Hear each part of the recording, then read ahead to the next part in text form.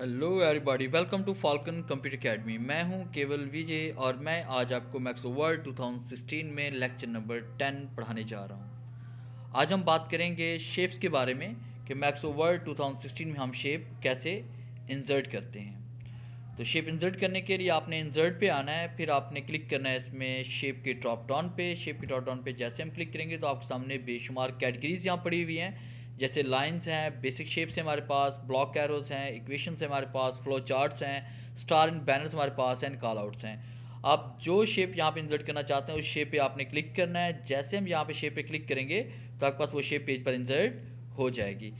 और जैसे हम शेप इंसर्ट करेंगे और शेप पे हम क्लिक करेंगे तो आपके सामने फॉर्मेट का एक और टैब ओपन हो जाएगा। जिस तरह पिक्चर का टैब ओपन हुआ था इस तरह से फॉर्मेट का ये टैब ओपन हो जाएगा हमारे पास।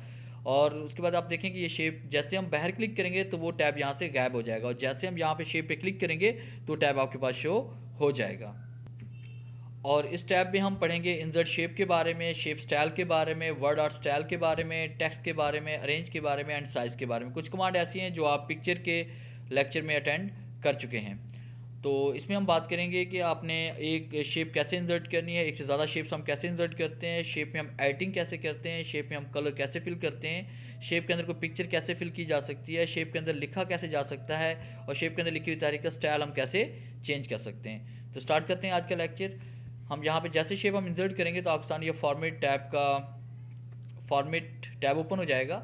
और उसके बाद इंसर्ट शेप में आपने मजीद अगर कोई नई शेप आप इंसर्ट करना चाहते हैं तो आप यहाँ पे क्लिक करके कुछ नई शेप भी आप पेज पर इंसर्ट कर सकते हैं। तो इस तरह से कोई भी शेप आप यहाँ पे ले सकते हैं। और जैसे हम शेप पे क्लिक करते हैं तो आपके सामने फॉर्मेट का ये टैब ओपन हुआ है पहले से।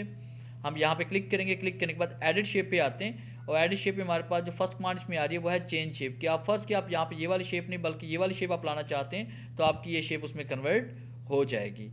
अगर आप शेप में एडिटिंग करना चाहते हैं, शेप में आपने कोई तब्दीली लेके आना चाहते हैं तो आपने एडिट शेप पे क्लिक करना है। एडिट पॉइंट पे आप क्लिक करोगे और एडिट पॉइंट पे क्लिक करने के बाद आपके सामने ये ब्लैक कलर के पॉइंट नज़र आ रहे हैं। जैसे हम किसी पॉइंट पे क्लिक करेंगे तो एक वाइट कलर का आपको पॉइंट यहाँ पे नज़र आ रहा है, आप शेप पॉइंट से कहते हैं। अब जैसे ही आप क्लिक करके आप ऊपर की तरफ मूव करेंगे तो ये देखें आपके ऑटो शेप की शेप चेंज हो जाएगी। तो यहाँ से हम क्लिक करके इसे किसी भी शेप में ढाल सकते हैं। तो ये डिफरेंट टाइप की शेप्स को आप यहाँ से डिज़ाइन कर सकते हैं।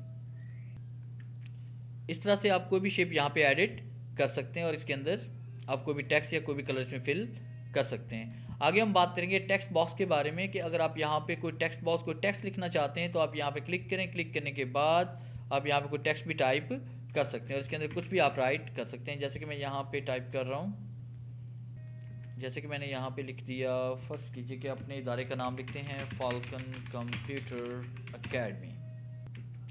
इस तरह से आप कोई भी टेक्स्ट बॉक्स में टेक्स्ट दर्ज कर सकते हैं। आगे हम बात करेंगे नेक्स्ट पॉइंट्स में आ रही है कि हमारे पास शेप स्टाइल के आप यहाँ पे कोई स्टाइल चेंज करना चाहते हैं तो इसे क्लिक करके आप कोई भी कलर इसमें फिल कर सकते हैं। जैसे कि देखिए हम यहाँ पे कलर सेलेक्ट करते हैं तो आप यहाँ पे कोई भी स्टाइलिश कलर इसमें अप्लाई कर सकते हैं। तो ये शेप कलर हो जाएंगे, हमारे पास शेप स्टाइल हो जाएंगे। आगे हम बात करेंगे शेप फिल के बारे में। शेप फिल में जो फर्स्ट कमांड्स में आ रही है वो तो कलर्स हम पहले से हम पढ़ चुके हैं। आगे हम बात करेंगे इसमें पिक्चर के बारे में कि अगर आप शेप के अंदर कोई पिक्चर फिल करना चाहते हैं तो पिक्चर पे आप क्लिक करें। पिक्चर पे क्लिक करने के बाद वर्क ऑफ लाइन पे आप क्लिक करें। फिर इसके बाद आपने उस ड्राइव में जाना है जिस ड्राइव में आपके पास पिक्चर्स पड़ी हुई हैं। जैसे मेरे पास पिक्चर पड़ी हुई है ई ड्राइव में और प्लेसेस के फोल्डर में। और यहाँ पे एनीवन मैं कोई भी पिक्चर सेलेक्ट करूँगा। पिक्चर सेलेक्ट करने के बाद इंसर्ट पे क्लिक करेंगे तो वही पिक्चर आपके पास शेप इंसर्ट हो जाएगी। आप यहाँ पे क्लिक करेंगे, क्लिक करने के बाद शेप पे आना है, पिक्चर्स पे क्लिक करना है, वर्क ऑफ लाइन पे क्लिक करना है, उस ड्राइव में जाना है जिस ड्राइव में आपके पास पिक्चर्स पड़ी हुई हैं। आपने यहाँ पे कोई पिक्चर सेलेक्ट करनी है और पिक्चर सेलेक्ट करने के बाद आपने इंसर्ट पे क्लिक करना है तो वही पिक्चर आपके पास शेप इंसर्ट हो। इसके अलावा अगर आप इसमें कोई और स्टाइल अप्लाई करना चाहते हैं, टेक्सचर्स अप्लाई करना चाहते हैं या आप कोई ग्रेडियंट कलर वगैरह फिल करना चाहते हैं तो आप यहाँ पे कोई कलर भी सिलेक्ट कर सकते हैं। अगर मज़ीद कलर आप इसमें फिल करना चाहते हैं तो आपने मोर ग्रेडियंट पे आपने क्लिक करना है। और जैसे हम मोर ग्रेडियंट पे क्लिक करेंगे तो आपके सामने ये फॉर्मेट पिक्चर का ये बॉक्स ओपन हो जाएगा। यहाँ पे हम बात करेंगे इसमें ग्रेडियंट के बारे में। तो ग्रेडियंट पे क्लिक करने के बाद ये हमारे पास टाइप्स में आ रही हैं कि आपको किस तरह की टाइप चाहिए। रिडायल पे क्लिक कर लें। उसके बाद प्रीसेट में हम क्लिक करते हैं, इसमें किस तरह का कलर आपको चाहिए वो कलर आप यहाँ पे चूज़ कर लें। और फिर उसके बाद ये देखें कि आपके पास ये कलर स्कीम यहाँ पे अप्लाई हो। और अगर आप इसमें एडिटिंग करना चाहते हैं तो यहाँ पे क्लिक करके आप इसमें कोई भी डिफरेंट कलर इसमें फिल कर सकते हैं। यहाँ से कोई भी कलर इसमें अप्लाई कर सकते हैं। और ट्रांसपेरेंसी इसकी हम कम कर सकते हैं, इसको बढ़ा सकते हैं, उसके बाद ब्राइटनेस की कम कर सकते हैं, यहाँ इसको बढ़ा सकते हैं। तो इस तरह से कोई भी स्टाइल यहाँ पे अप्लाई कर सकते हैं। और उसके साथ इसमें देखिए हमारे पास यहाँ पे पैटर्न्स पड़े हुए हैं, आप यहाँ पे पैटर्न भी अप्लाई कर सकते हैं। और उसके साथ देखिए हमारे पास यहाँ पे टेक्सचर भी पड़े हुए हैं, आप इसमें यानी कोई भी टेक्सचर यहाँ पे सिलेक्ट कर सकते हैं। जैसे हमारे पास ये वाला टेक्सचर है और यहाँ पे ये वाला टेक्सचर अप्लाई कर सकते हैं, तो कोई भी टेक्सचर भी यहाँ से अप्लाई कर सकते हैं। और उसके बाद एक और कमांड यहाँ पे देखिए आपके पास ये तो होगी fill line and fill colour के बारे में। और उसके बाद ये कमांड्स मेरे पास यहाँ पे इफेक्ट्स, कि आप जैसे यहाँ इफेक्ट्स पे क्लिक करेंगे तो आप देखें कि यहाँ पे इस शेप पे आप कोई भी इफेक्ट अप्लाई करना चाहते हैं तो प्रीसेट पे क्लिक करें।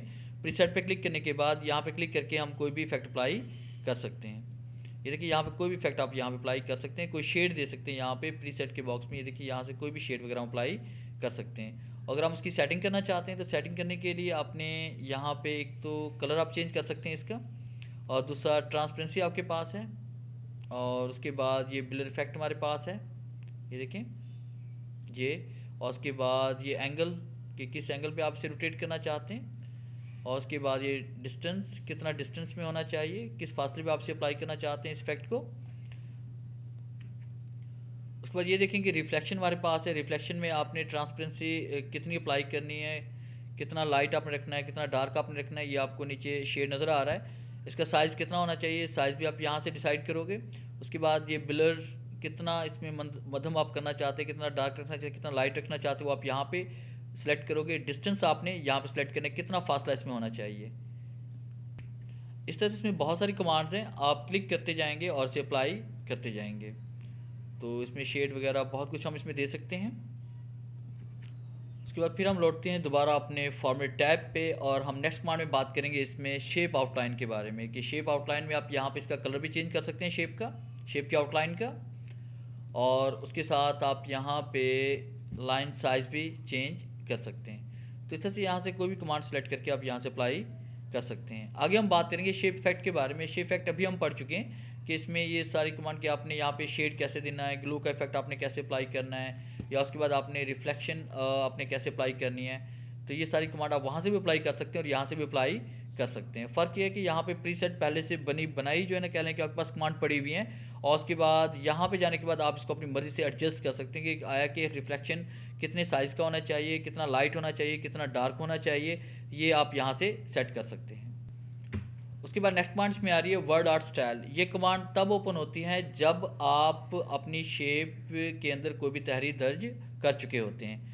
तो सबसे पहले हम इस शेप के अंदर कुछ लिखना चाहते हैं। अगर आप शेप के अंदर कुछ राइट करना चाहते हैं तो सबसे पहले आप इसके ऊपर राइट क्लिक करें। राइट क्लिक करने के बाद आपने ऐड टेक्स्ट पे क्लिक करना है। मैं एक बार फिर से कह रहा हूँ कि आपने जिस शेप के अंदर कुछ भी राइट करना है तो सबसे पहले उस शेप के अंदर आप राइट क्लिक करोगे, आपने ऐड टेक्स्ट पे क्लिक करना है, और यहाँ पे हम टेक्स्ट टाइप करते हैं। जैसे कि मैं यहाँ पे टाइप कर रहा हूँ फाल्कन, और फाल्कन टाइप करने के बाद देखिए फाल्कन का जो फाउंड कलर है वो वाइट कलर का है, क्लियर नज़र नहीं आ रहा, तो हम इस तहरीक को सिलेक्ट करते हैं। अब जैसे हम इसे सेलेक्ट करेंगे तो आप देखें ये कमांड यहाँ से आपके पास ऑन हो चुकी हैं। अब यहाँ पे क्लिक करके इसमें इसका स्टाइल भी चेंज कर सकते हैं। और अगर आप इसका साइज़ चेंज करना चाहते हैं तो साइज़ चेंज करने के लिए आपने होम पे आना है। होम पे क्लिक करने के बाद यहाँ से हम फाउंड साइज़ भी चेंज कर सकते हैं। इसे आप सेंटर में लेके आना चाहते हैं तो यहाँ क्लिक करें, क्लिक करने के बाद आप इसको एंटर प्रेस करें, ये सेंटर में भी आ सकता है। शेप को थोड़ा सा बढ़ा देते हैं यहाँ से ये, और उसके बाद आप तहरीक को सिलेक्ट करें। तहरीक को सिलेक्ट करने के बाद फॉर्मेट टैब पे हम आते हैं दोबारा। उसके बाद यहाँ पे हम क्लिक करते हैं, इसमें कोई भी डिफरेंट स्टाइल हम अप्लाई कर सकते हैं। और उसके बाद नेक्स्ट कमांड्स में आ रही है कि फाउंड कलर अगर आप चेंज करना चाहते हैं तो फाउंड कलर भी आप यहाँ पे चेंज कर सकते हैं इसमें एनीवन कोई भी।